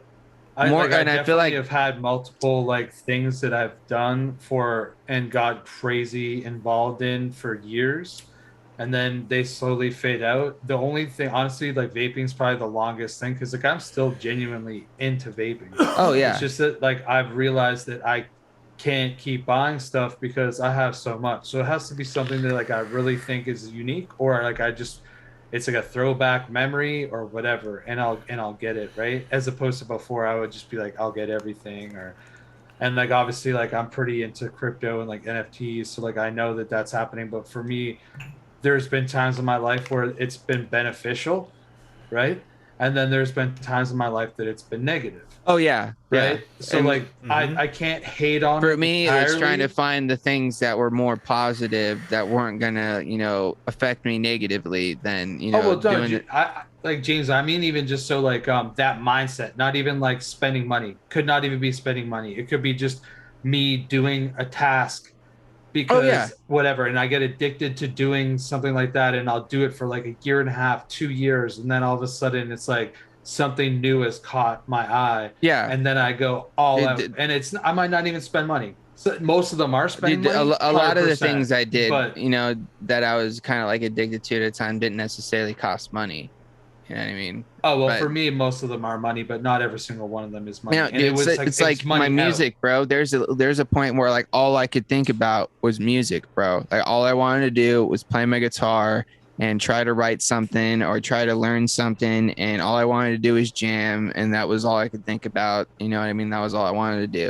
And then there's a point where, you know, I had a dirt bike for a while, and all I wanted to do was ride, bro. All I wanted to do, I was never like necessarily extremely good at any of these things, but there are things that like I fixated on, you know what I mean? Even just like as a child, like baseball for one point, that's all I wanted to do, bro. All I wanted to do was play baseball, because there is a point where like I think also part of it too is like there's points where I had things taken away from me, sort of, or at least that's how I looked at it, because of things I was going through physically. You know what I mean? Like I had the 2 hip surgeries when I was a kid, and there was a point where I was in a wheelchair for a year. So like I couldn't play baseball. And that was a point where I was fucking really into it, man. It's like really when I like loved the game, like first fell in love with the game and that sort of thing. And I had like a whole period where I couldn't play, and it shit fucking killed me. So like I found that, I think that's like around the same time where I started like really kind of like thinking about music and shit. Cause shortly after that I started playing guitar and stuff. But there's like other things that, you know, like when I had my fucking my heart surgery and shit, that also took baseball away from me. I couldn't play baseball anymore because, you know, I had to go through the whole recovery, and it took me a long time to be able to actually be able to get out on the field and play again. By that time I was an adult, you know, and that baseball wasn't a thing for me, because there was a point in my life where I wanted to be a professional baseball player. That was like my shit. That's what I wanted to do.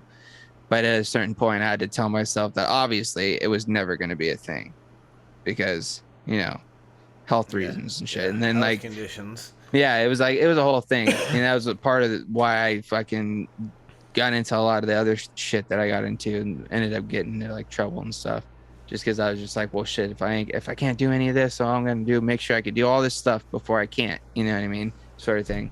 Now I look at it, it's like stupid, dude, because you could have got yourself in a lot of trouble or fucking wound up dead doing some of the shit that I was doing. But we learned from a good lot thing of that, is though is like I never like I always like kind of pat myself on the back for this, is like I never got into any hard drugs or anything like that. Never did anything super like I never like went and like broke the law, anything crazy, other than, you know, maybe, you know, fucking being out past curfew or, you know, speeding or doing, you know, like the normal regular teenage shit. But I wasn't like, you know, breaking into houses or robbing people or doing anything like that. You know, I was like, you know, maybe growing a little weed, you know what I'm saying? Maybe doing some of that stuff when it wasn't necessarily, you know, legal at the time. But other than that, dude, it's just like this people I was around would get me into worse situations because they were doing other things. You know what I mean? I may not have been doing it, but the people I was around would be doing it. And like that's where I ended up being like, dude, okay, it may be cool when you're hanging out and shit, but the shit that they are doing, or you may end up being around because you're there, could get you into some shit, bro. Smart up. You know what I mean? Fucking get out of that. Get away from it. You know, you don't need to be doing that, because it wasn't me. That you know what I mean? I was never down for any of that shit. That is another reminder to watch your circle. Yeah, man. And you know, it's like for a long time I didn't care because I just wanted to fit in. Yep. You know what I mean? And so I didn't care what circle it was. If they let me hang out and, you know, they like made me feel like I was part of the crew, even if even if I was the one that they kind of like picked on and shit, but they still let kick it, I was there, dude, because I didn't think anybody else was going to. So I was like, shit, they're gonna let me hang out. Fuck it, I'm gonna hang out with these guys. You know what I mean? You know, that's another one of those times we look. And I learned a lot from that too, bro. Because now it's like I don't give a fuck, dude. I'm me. You like me for me. If you don't, hey, it is what it is. Doors over there if you want to leave. But if you want to kick it, man, pull up a seat, join the circle. You know what I'm saying? I don't give a fuck. And isn't the crazy life lesson there too the fact that like it's when you finally stop trying to be somebody else and just be you? It took me a long time, bro. And I still like I'm not even saying that like I'm 100% there, because you know I'm sure there's still times where I kind of feel like, you know, I still kind of have like imposter syndromes, sort of like I feel like people see me as somebody that I'm not, even though like more I've been myself more so now in my life than I've ever been in my life. Just there are of course some things that stay private, you know what I mean? Everybody has those things. But like other than that, like what you see is what you get with me, you know what I mean? I don't feel a need anymore to be anything other than me. Because what's the fuck? It takes so much fucking energy, Sean. It does. It takes so much fucking energy, dude. And I never realized it till I stopped giving a fuck. You know what I mean? Because everything else in life takes enough energy. You know what I mean? And I have enough things that I'm anxious and stressed out about, that, you know, being able to get rid of that has given me energy to help deal with these other things. You know what I mean? And I feel like it's helped me so much, even though I may not notice big changes. Like my family's noticed changes. I feel like you guys have probably noticed slight changes over the years of knowing me. Like I genuinely try to work on myself, because I feel like there's things that I've definitely needed to deal with my entire life, but never gave it the time of day, because I just thought that's who I was and it is what it is. But no, I could change those things, and I can work on those things to make myself the person I feel like I can be. You know what I mean? Because I don't feel like I'm this angry, you know, just like person. Because dude, I feel like I have a lot of anger in me a lot of times that just comes out in weird situations just because it's there and I don't necessarily know why. You know what I mean? And anger is a fucking bitch, bro, because it could hurt not only me, but a lot of the times it ends up hurting the people around me the most. And that's the thing that I need to work on for myself, because I can't stand hurting the people close to me, you know what I mean, or seeing people close to me hurt, because that's the shit that kills me more so than me being hurt. You know what I mean? You are preaching to the choir, my friend. I'm not the angry hippie for nothing. Yeah, and it's taken a long time for me to realize that, like, it's not, yeah, dude, you're just an angry person. It's like, no, you may be angry, but there's a reason why, and you don't have to be. You know what I mean? I don't have to be an angry person. The thing one of my new mantras, and it's so funny because, again, like my moniker of the angry hippie, but one of my new mantras these days is that I have to remind myself all the time that I'm allowed to be happy, and I deserve to be happy. Yeah. And I'm capable of being happy. Because I've gone through so much of my life feeling like every time I become happy, something makes me sad again for a long period. Dude, story of my life, Sean. So, it's like right when you feel like things are fucking going good and smooth, all of a sudden that fucking curveball comes and just fucking flips shit 180 on you.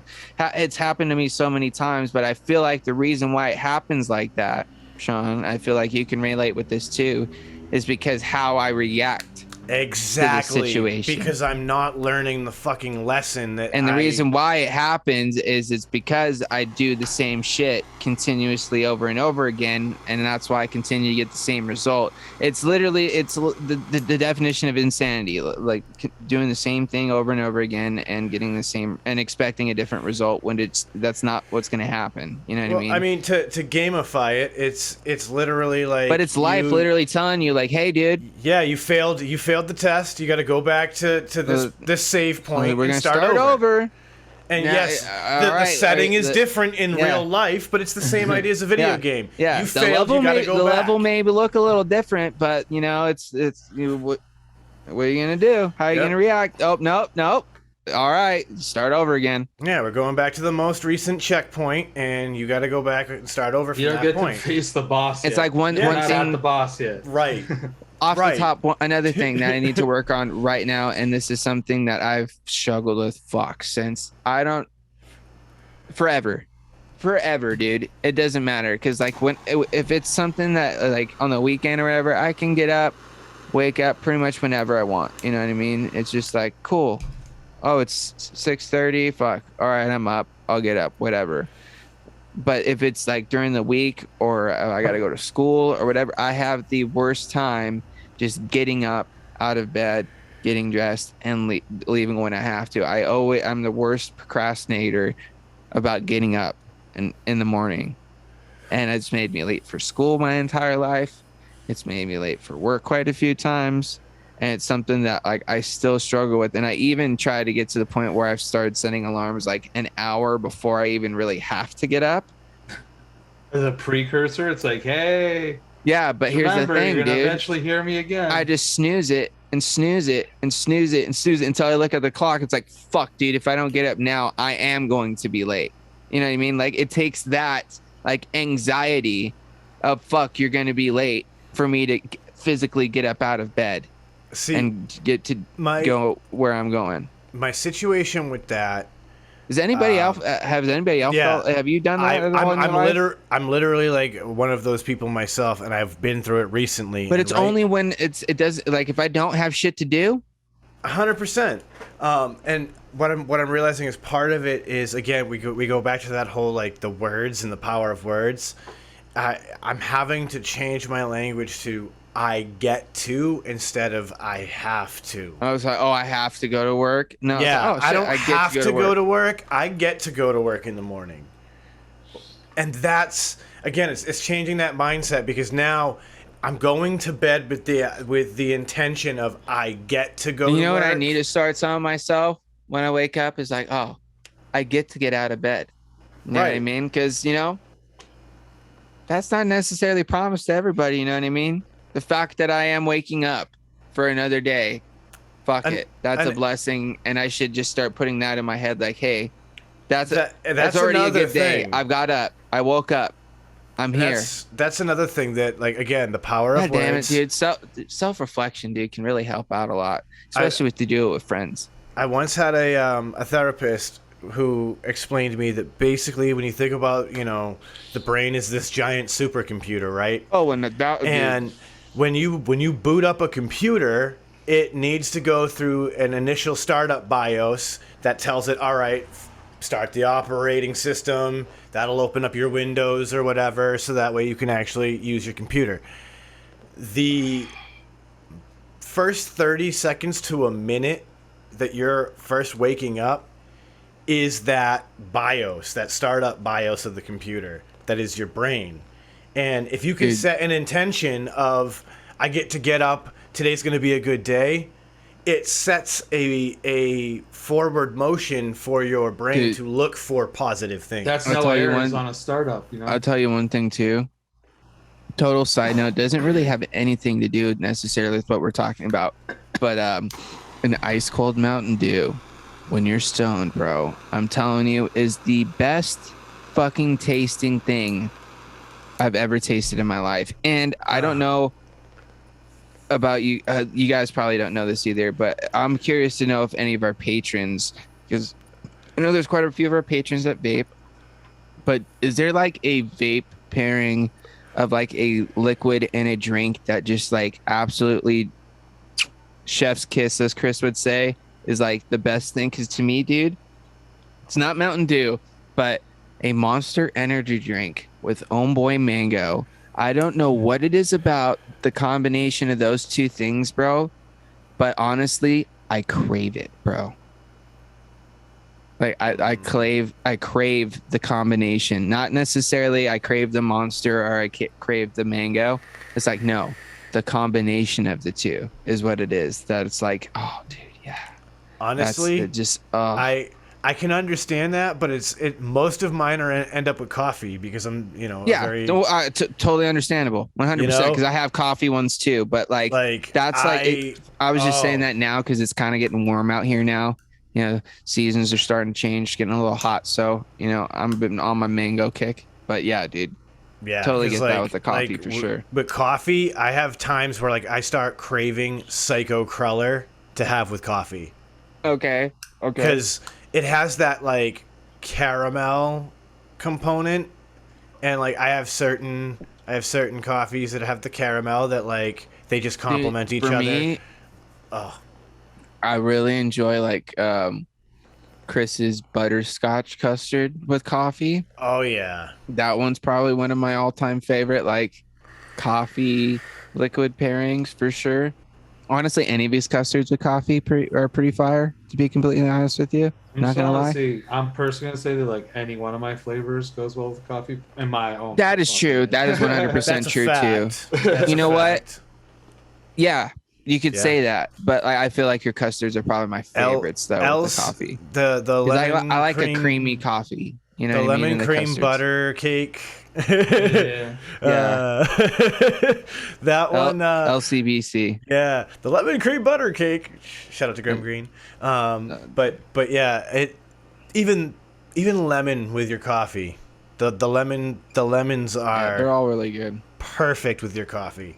Don't ever hesitate if you're a vapor and you're curious. Oh, dude, but I will say blast off with regular Mountain Dew is pretty fire, too. Yeah, I can see that. See, like maybe that's why I don't drink that much pop, and maybe that's partly why I don't drink or vape as much like fruity. Dude, I'm as bad as this is gonna sound, bro. Like when it comes to like drinks or like foods and those sorts of things, I really like fruity flavored things, bro. I do. It's like I prefer most of the time I like sweet or sour flavored things over savory, bitter sort of things. Yeah, so like for example, if you had to give up fruit juice or coffee for the rest of your life, I would probably give up coffee. Yeah, see, I would give up juice because here's the thing, I don't drink coffee all that often. Even though I really enjoy it and I enjoy having a cup of coffee and stuff, and I wouldn't mind having a few cups here and there because, I usually do it on the weekends. Like I'll have, 2-3 cups on the weekend. You know what I mean? But like during the week, I normally don't drink coffee. I drink honestly, I drink too much fucking soda, but like I drink if it's not soda, I'm drinking like Gatorade or juice or, lemonade or, something like that. It's not like. Yeah, see, I would rather drink coffee and then I would drink water the rest of the time. Like it's weird because like there's so many flavors. I drink a decent amount. I do definitely drink more water now than I used to because at work I have a bottle of water that I drink while I'm working. You know what I mean? And then at break, like I'll have like a Gatorade, or in the morning I usually have a Monster. But like I'm not pounding a Monster like on a break in the morning. It's like no, I'll have like like a third of it. At one break, and then most of the time I'll finish it at lunchtime because I got like a 30-minute break. I don't like to just pound energy drinks. I feel like it's too much, so I kind of like to spread it out. You know what I mean? Moderation is key. Yeah, moderation is key. It's another scenario. Well, because dude, I've also had one of those scenarios where you drink like 2 or 3 of them things back to back, and you're like, oh shit, all that fucking shit hits you at one time, and you just like have this crazy burst of energy, and it's almost too much, or you have like the crazy fucking crash or whatever. But also, here's the thing too, I drink a lot of caffeine in general, period. So I've built up a pretty high tolerance to caffeine. So a lot of the fucking stuff doesn't do too much to me. Like I don't get too much of a rush or a crash. Depending on what it is, like if it's like one of those crazy like red line fucking energy drinks where it's like just super crazy packed full of fucking shit, I can't do them. No, thank you. I've learned a few things with energy drinks. You have to eat a lot of protein before you drink them. You gotta drink water with them too, bro. Because like protein is key for the energy blend, which is just a fuck ton of different B vitamins basically. Like ginseng and taurine like and all that other shit. You need all of that huge list of B vitamins need protein to actually turn into energy. So a whole bunch of protein before energy drinks is key. And then, you have to hydrate. You have to hydrate, too. You have to hydrate. A lot of them have a ton of sodium. I personally only drink the Bang or the Rain now. One of those style because they're no sugar, no calories, no sodium. There's no dyes in them. Well, that's why I split it up between water and Gatorade, because Gatorade's got a little bit of the electrolytes, but I also drink water on top of it because Gatorade does tend to have quite a bit of sodium in it too. But like when it's really hot outside, it's not a bad idea to get like one of those sports drinks. Don't drink just that though. You have to drink water too. It's mainly drink the water, but to have one of those mixed in with, like your however many bottles of water it's supposed to be a day. I think it's like 8 to 10, depending on the size of the bottle. If you throw one of those in there to get in the electrolytes too, bro, that'll help you stay way better, more hydrated, especially if you're like, if you're sweating, you should drink some Gatorade for sure because it's going to replenish some of the salts in your system. Don't drink strictly the sports drinks though, because like you're saying, John, they are high in the sodium, and even though sodium is good for that sort of situation, too much is also bad. It also leads to cholesterol and shit. So it also there's a balancing act. It will dehydrate you too if you have too much. Like again, moderation is key. And so you don't want to overdo it. That's one thing I need to work on too, bro, is just wellness, like as far as just like my diet and just nutrition goes, you know. And honestly, that's another one of those things, like when you get on your I don't think about it at all. habits, It's just like I think about, oh, I'm hungry, what is there to eat, and I just eat whatever fucking shitty fucking food I can find, because I'm one of those guys, I don't like to cook. I just, if I want to eat, and I want to eat now, so it's just like whatever I could fucking pop in the microwave, whatever I could just, you know, like throw some milk in or fucking slap together on some fucking bread. That's what I eat. You know what I mean? You eat like a 14-year-old. Yeah, it's just because I'm lazy as fuck. I'm not even afraid to admit it. Like, I just don't want to fucking. Not only that, but here's the thing too: is like I'm not like one of those. Like, it's not that I can't cook. I can. And I'm like one of those people too, where it's like, if you were to like, if I were to cook afterwards, you wouldn't know I was in the kitchen. You know what I mean? Because I clean up as I go. Sort of got like I use something, I put it away. You know, I fucking use a pan, I rinse it out, wipe it out. You know what I mean? Well, and that, but that's also part of what I think prevents. That's part of the reason why cooking. I don't like to cook, because I know I have to clean up too. And but that's part of the reason why I clean up while I cook, because I don't want to have to clean up a big old fucking mess of all the shit after the fact that I'm done cooking, because I just want to sit down and eat. But that also limits you, because there are certain meals that you'll never prepare, because you're gonna have to cook 4 things at the exact same time 100%. For it to happen, which means the only way you can eat is to have the mess to clean up after. And it sucks, because there are foods I love that are like that, and I don't want to clean up after the fact. Clean up after the fact, because it's like pasta meals are a great example. Dude, that's why I eat a lot of like fucking like eggs, like scrambled eggs, or like fucking grilled cheese, or like I'll fucking throw like a burger on our griddle, because we have like one of those nice little stove tops that's got like the 4 burners with like the flat top where you can flip it over, and it's kind of like got the grill thing. So I'll throw like a burger on there sometimes, or like fucking hot dogs, or fucking like cheddar wurst. I'll throw them on there some every now and then. Like whatever I could just cook real quick that doesn't involve too many things. But then there are times where, like, you know, after a podcast, I get a bug up my butt, and it's like, fuck, I want to make some crazy waffles. And then, or there's times where, remember when I was doing those breakfast sandwiches there for a while, where I was like making like fucking eggs and bacon, and or eggs and sausage and hash browns and fucking all that shit. And I was using like the air fryer and like 2 different pans, and I have to be in the mood for it, dude. But a lot of the times I'm not. And that's why you have to get like perfect at the one pan thing, so you can basically like do everything in that one pan. Oh, so I have quite a few, bro. Meal is, you know what I mean? I have quite a few. That's why, dude, omelets for me are fire, because omelets. Dude, one of my favorite things to eat, bro. You can put like whatever you want in them.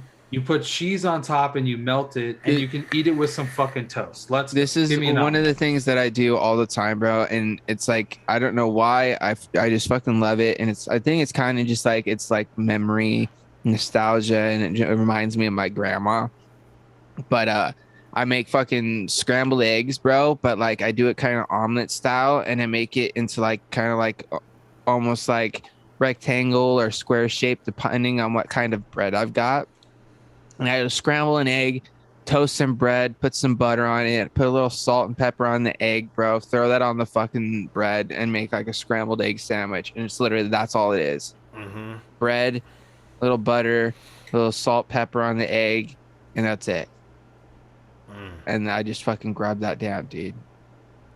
It's good. Yeah, like I'm not saying that that'd be bad, but I would want more to it. Well, now that I've gotten older, you know, and if we have other shit around, that's where the breakfast sandwiches started happening, because I was doing the same thing, but I was like, oh, wait, we've got ground sausage. I can make a little patty real quick. And then I was like, oh, wait, we've got hash browns too. And then I fucking threw those in the air fryer and that whole thing.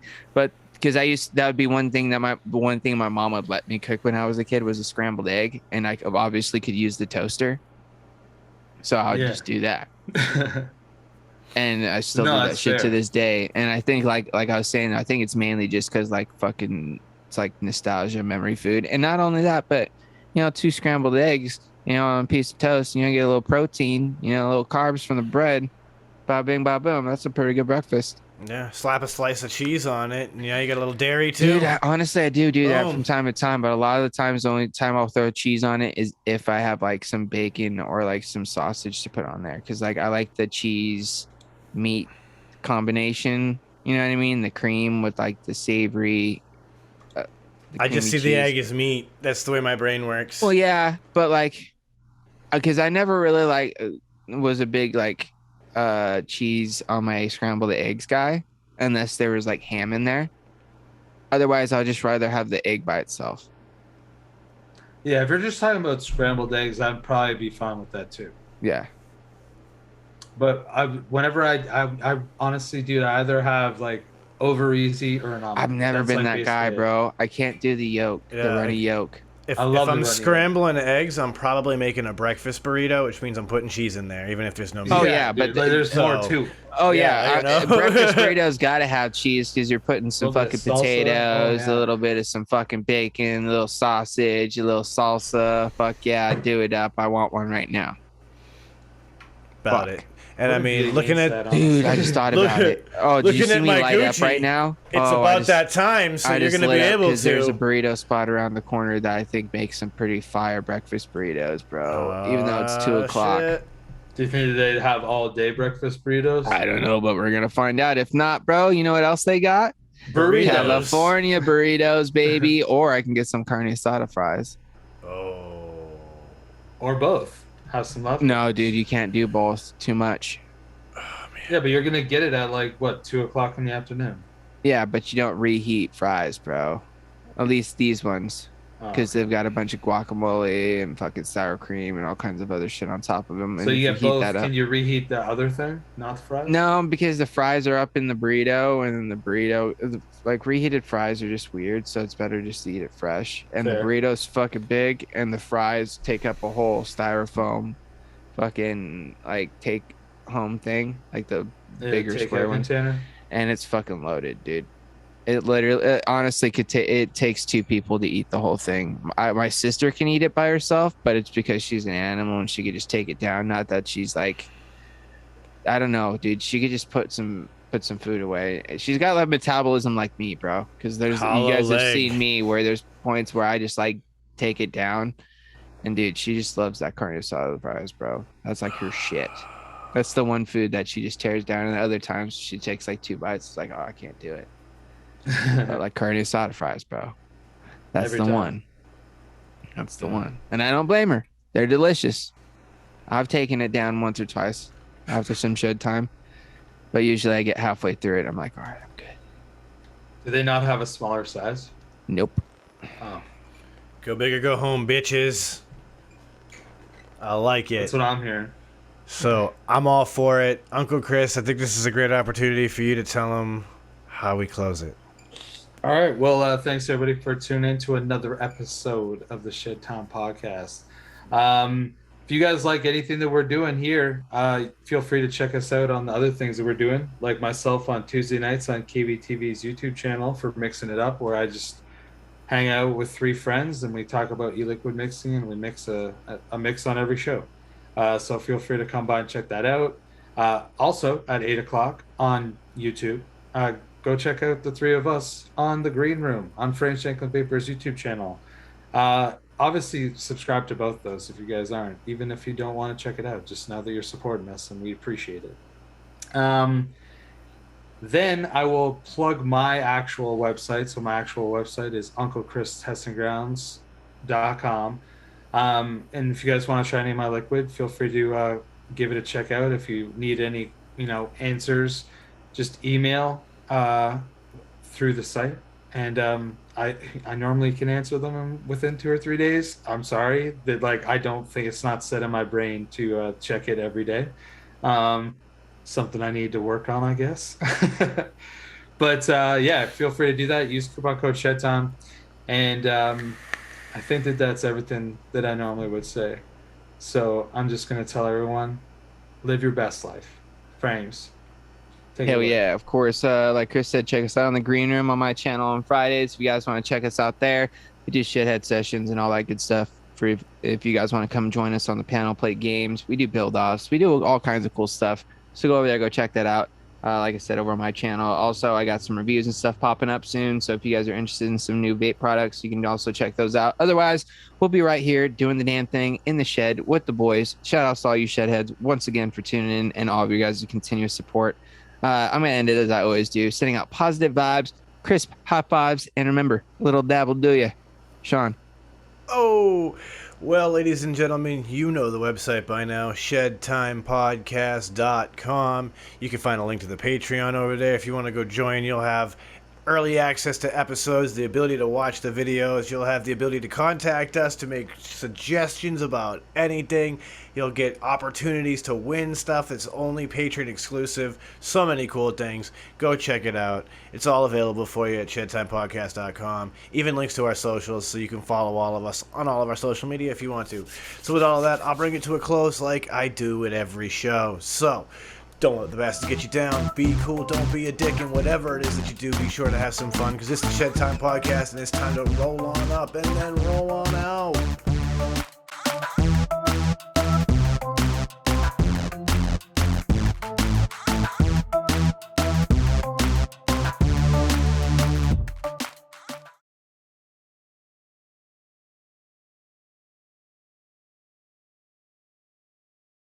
Yeah. Be like Nate Dogg. Smoke weed every day.